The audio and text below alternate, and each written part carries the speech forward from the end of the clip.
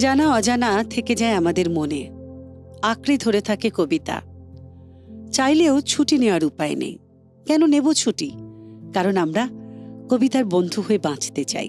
ভাষা মানে তুমি আমি, ভাষা মানে বাংলা, ভাষা মানে বরাকর থেকে ভাত জাংলা। বাজারের দোকানের রাস্তা রে ভাষা, কবিতার স্লোগানের বচসা রে ভাষা। বাংলায় কথা বলি, বাংলায় ছন্দ, তাই নিয়ে এত কথা, এত কিসে দ্বন্দ্ব। আমাদের বেঁচে থাকা দাঁড়াবার ভঙ্গি, আমাদের শিকড়ের পিপাসার সঙ্গী। আজ যদি সেই ভাষা পথে পথে ভিখারি, যদি তাকে তাড়া করে নিষ্ঠুর শিকারী, তবু ঘুম ভাঙবে না পশ্চিমবঙ্গী।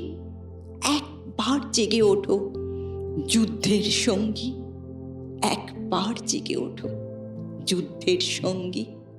বাংলা ভাষার মতো মিষ্টি ভাষা বোধহয় কিছু নেই। একদম ভীষণ একটা দৃঢ়তা, একটা বাংলা ভাষার প্রতি একটা অসম্ভব সুন্দর লেখা কবি মল্লিকা সেনগুপ্তের। ভাষা মানে তুমি আমি, ভাষা মানে বাংলা। একদম।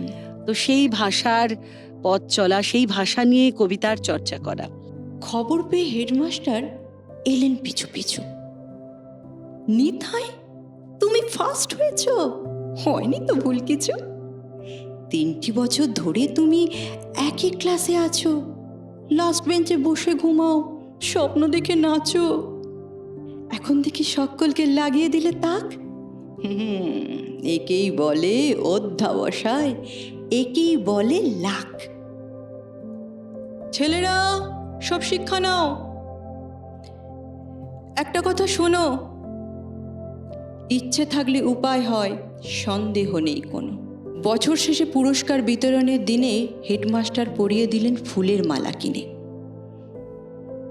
ফার্স্ট বয় নিতাই ঘোষাল ফিচিক ফিচিক হাসে। আশা করি প্রতি বছর প্রতি ক্লাসে ফার্স্ট হবে, বলল নিতাই। কথা দিলাম স্যার, আবার যদি কাকার পেশে প্রশ্ন ছাপান ভুল হবে না আর। মানে প্রশ্ন আগে থেকেই জানা হয়ে গেছে, জানা, তাই ওর পক্ষে সহজ ফার্স্ট হওয়া। মানে দেবব্রত দত্তের ছড়া, সেই জন্য আমার খুব চেনা বলে আমার মনে হলো। যাই হোক, এবারে আসি হচ্ছে কবিতাকে নিয়ে এই যে পথ চলা, সেই পথ চলার মধ্যে কি কি মনে হয় যে এখনো বাকি আছে, যেগুলো করা দরকার? সবচেয়ে আগে কি মনে হয়? সবার আগে মনে হয় কবিতাকে আরো বেশি অন্তরে স্থান দেওয়াটা মনে হয় আমাদের এখনো বাকি।